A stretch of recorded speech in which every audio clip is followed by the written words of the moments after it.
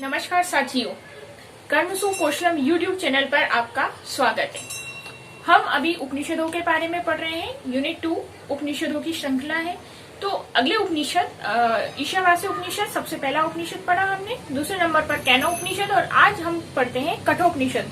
कठोपनिषद जो है वो काफी प्रसिद्ध उपनिषद है और काफी अच्छा उपनिषद माना हुआ उपनिषद है। तो आज हम पढ़ेंगे कठोपनिषद के बारे में। जैसा कि हर उपनिषद के शुरू करने से पहले मैं बताती हूँ कि हर उपनिषद जो है वो किसी न किसी वेद के अंतर्गत आता है।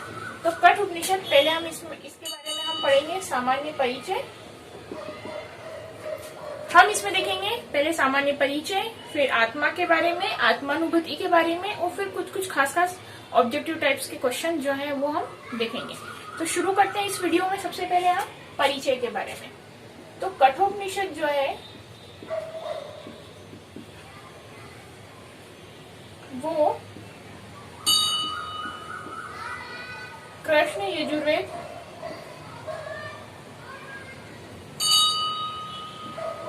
की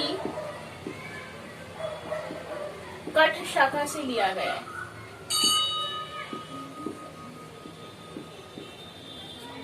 कठोपनिषद कृष्ण यजुर्वेद यानी कि इसका वेद कौन सा हुआ? यजुर्वेद। यजुर्वेद की कठ शाखा से लिया गया है। ये काफी, मैंने बताया शुरू में, काफी विस्तृत, काफी प्रसिद्ध उपनिषद है। और इसकी प्रसिद्धता का कारण ये है कि इसमें यम और नचिकेता के संवाद का वर्णन है, जिसमें क्या आता है? परमात्मा के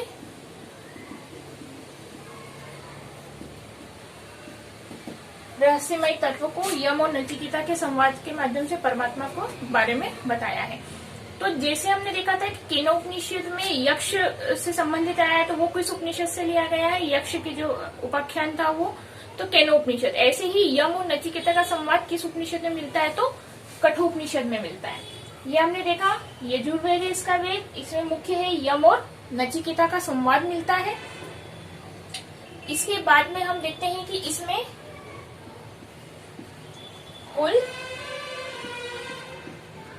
2 अध्याय हैं और उसकी प्रत्येक की क्या है?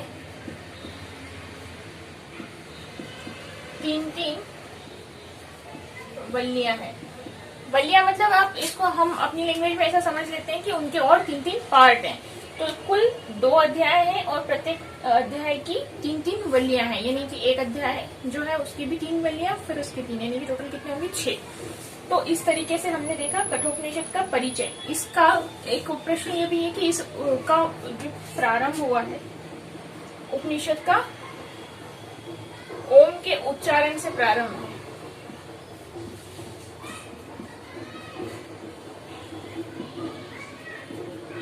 मेन यही बात आती है कि यम और नचिकेता का संवाद किस उपनिषद में मिलता है, और यम और नचिकेता के संवाद में क्या है?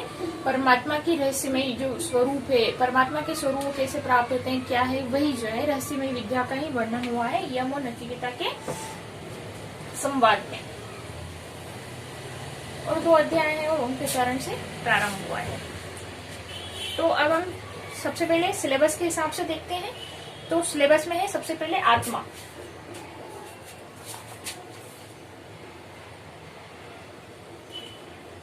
योग की परिभाषा, पहले योग की परिभाषा है।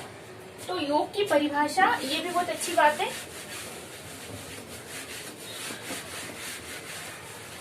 हम ज्यादातर जो परिभाषा यूज करते हैं और ज्यादातर जो परिभाषा हमने बोलचाल में भी और अन्य जगह पर भी देखी है, पढ़ी है, वो कठोपनिषद से ही ली गई है। तो कठोपनिषद के अनुसार परिभाषा योग की है।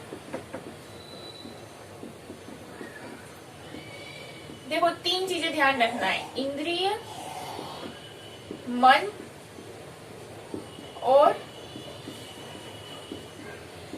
बुद्धि की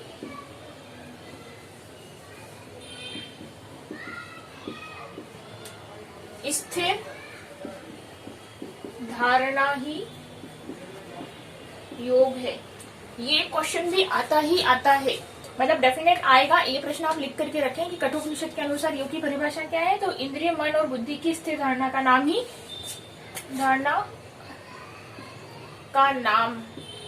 ही योग है। अब आप पूछेंगे कि क्या परिभाषा लिखने के लिए आ जाती है, तो ऑब्जेक्टिव में कैसे आएगी? ऑब्जेक्टिव में ये आएगा कठोपनिषद के अनुसार योग की परिभाषा है। अब ऑप्शन में आ जाएगा इंद्रिय, मन और बुद्धि की स्थिर धारणा का नाम योग है, या फिर आ जाएगा कि मन और बुद्धि की स्थिर धारणा का नाम योग है, या फिर आ गया जैसे ज्ञानेन्द्रिय, कर्मेंद्रिय, तो चलो इंद्रियों में आ गया। और भी कुछ ऑप्शन मैं आपको बताती हूँ कि अंतःकरण, मन और बुद्धि की स्थिर धारणा का यह नाम योग है, या आ गया चित्त और मन की स्थिर धारणा का ये नाम योग है। ऐसे आपको 5 ऑप्शन आ जाएंगे, लेकिन सही क्या है? ये तीनों चीजें जिसमें शामिल हो, इंद्रिय, मन और बुद्धि, तीनों की स्थिर धारणा का नाम योग है। तो ये परिभाषा बिल्कुल आप रट कर रख लें। या फिर ऐसा आ गया कि इंद्रिय, मन और बुद्धि की स्थिर धारणा का नाम योग है, ये किस उपनिषद से ली गई? फिर ऑप्शन में आ जाएंगे केनोपनिषद से, मांडुक्य उपनिषद से, मुंडकोपनिषद से, या कठोपनिषद से। तो वो कठोपनिषद आ गया, या इनमें से कोई भी नहीं, अगर ऐसा भी हो सकता है तो ठीक है। तो ये जरूर से योग की परिभाषा डेफिनेट आप याद रख लें इसको। योग की परिभाषा के बाद में है इसमें आत्मा का स्वरूप। देखिए, इसमें कुछ लिखने जैसा कुछ नहीं है, इसमें केवल समझाने जैसा है। आत्मा का क्या स्वरूप है? स्वरूप आत्मा क्या है? आत्मा अजर है, अमर है, हमने सुना है। यानी कि न तो आत्मा मरती है, न आत्मा जो है शरीर का नाश भी अगर हो जाए, शरीर के मरने के बाद में भी आत्मा नहीं मरती है। आत्मा क्या है? अजर है, अमर है, न मरती है, न कोई इसे मार सकता है। श्रीमद् भागवत में भी एक न हन्यते ऐसा एक श्लोक आता है, न इसको मारा जा सकता है ना, न ये उत्पन्न होती है। आत्मा क्या है? जन्म, मरण, स्थिति, कारण आदि से परे है। आत्मा हमेशा रहती है, शरीर के नाश के बाद में भी आत्मा जो है वो रहती है। तो आत्मा का स्वरूप यही है। आत्मा क्या है? नित्य है, आदि है, अनादि है, अनंत है ना, और अजर है, नित्य है, अमर है। तो आत्मा का स्वरूप यही है। आत्मा को न मारा जा सकता है, न आत्मा स्वयं मरती है, बस यही आत्मा का स्वरूप है। और फिर इसके अंदर है आत्मानुभूति। आत्मानुभूति का महत्व क्या है? तो देखिए, पहले हम पढ़ते हैं कि आत्मानुभूति क्या है। आत्मा का स्वरूप तो आपको समझ में आ गया। अब आत्मानुभूति क्या है? तो इसके हम 2 डेफिनेशन में कुछ लगभग कुछ परिभाषाएं मैं 2 अर्थ बताता हूँ। 2 अर्थ, अलग अलग अर्थ नहीं है, एक ही अर्थ है उसका, पर इसको हम 2 तरीके से बोल सकेंगे। देखिए, सबसे पहले सामान्य शब्दों को अगर विच्छेद करके देखें तो आत्मानुभूति, आत्मा यानी कि हमको अपनी, और अनुभूति यानी कि अनुभव होना, यानी कि हमको अपनी आत्मा के बारे में अनुभव हो जाना, यानी कि आत्मा के स्वरूप को जान लेना, उसका अनुभव कर लेना, वो आत्मानुभूति। दूसरा, आत्मा के स्वरूप को जान लेना। और आत्मानुभूति का दूसरा क्या हो गया, जिसे हम बोलते हैं ना, अपने आप से जान लेना। आत्मानुभूति हो गई अपने आप से, मतलब एक कई समय के प्रयास के बाद में जो है अपने आप से जो है अपने आप को जान लेना, अनुभव कर लेना, वो हो गया आत्मानुभूति। यानी कि कुल सारांश ये आया, दोनों को मिलाकर के देखें तो व्यक्ति जब निरंतर, अब इसका महत्व देखते हैं, इसके पहले कैसे होती है और फिर उसका महत्व क्या है, ये दोनों चीजें देखते हैं। जो व्यक्ति अपने मन बुद्धि को निरंतर इंद्रियों को विषयों से त्याग करके, बाहर से हटा के बुद्धि को, मन को लगातार क्या करता है? परमात्मा में लगा लेता है। निरंतर परमात्मा का ही चिंतन करता है, सर्वस्व परमात्मा का ही दर्शन करता है। तो जब वो अपने मन और बुद्धि को विषयों से हटा करके क्या करता है, जब परमात्मा में लगा लेता है, तो व्यक्ति क्या होती है, वो अपनी धीरे अपनी आत्मा के तत्व को, आत्म स्वरूप को जान लेता है। जब उसका मन बाहरी विषयों में रहेगा ही नहीं, तो कहाँ रहेगा? आत्म यानी कि स्वयं में रहेगा। जब स्वयं में रहेगा तो वो आत्मा के स्वरूप से परिचित हो जाता है, आत्म तत्व को जान लेता है। और जब वो अपने आत्म तत्व को जान लेता है तो उसको परमात्मा की प्राप्ति हो जाती है। तो आत्मानुभूति यानी कि अपने आप से अपनी आत्मा के स्वरूप को अनुभव कर लेना, आत्म तत्व को जान लेना, जब व्यक्ति जानता है तो उसे ईश्वर की प्राप्ति हो जाती है। और जब इसका महत्व यानी कि जब ऐसा हो जाता है, जब व्यक्ति अपने आत्म तत्व को जान करके परमात्मा स्वरूप को प्राप्त कर लेता है, परमात्मा को जान लेता है, प्रत्यक्ष प्राप्त कर लेता है, तो फिर वो जन्म मरण के फिर वो एक बोलेंगे कि एक आनंद के समुद्र में डूब जाता है, निमग्न हो जाता है। फिर उसको बाहरी हर्ष, शोक, दुख, संताप, ये जो है ये सब चीजें उसको छू भी नहीं सकती, यानी कि उसको ये प्रभावित नहीं करती है। वो समत्व हो जाता है, यानी कि सब में समदृष्टि हो जाती है उसकी, उसको मतलब ही नहीं रह जाता है।